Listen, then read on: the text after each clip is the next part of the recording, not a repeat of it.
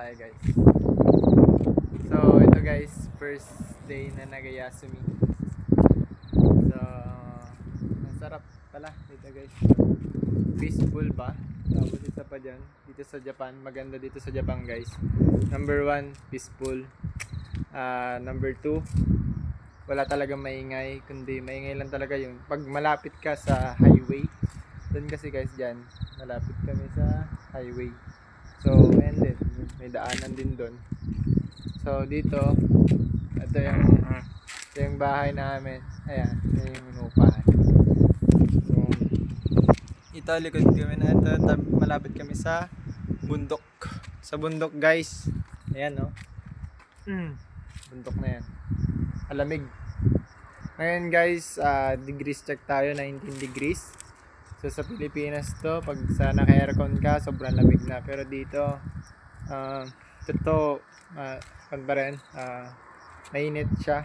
Pero nakaganto kasi nga, tulog na tayo mamaya. Ganto na kasi paghapon. Nakarug na ako. Yan, makikita nyo, ayan.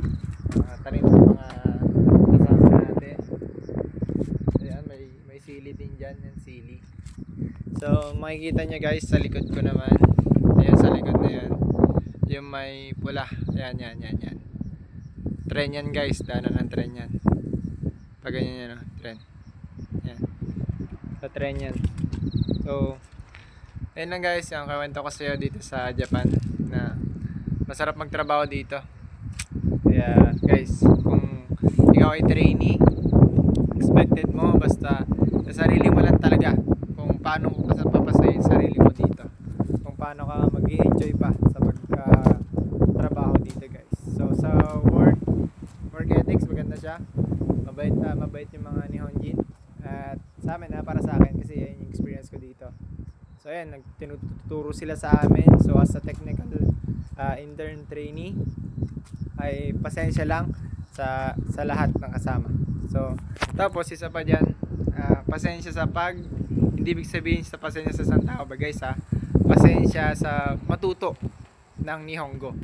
So kasi pag hindi mo matutunan yung Nihongo, mahirap mong aralin o mahirap mong sundin, mahirap kang makasunod sa mga pautos nila dito. So guys, dito lang nakita ko sa pag-i-stay ko dito, kung marunong ka makaintindi ng mga pautos, yan guys, hindi ka magkakamali sa trabaho mo.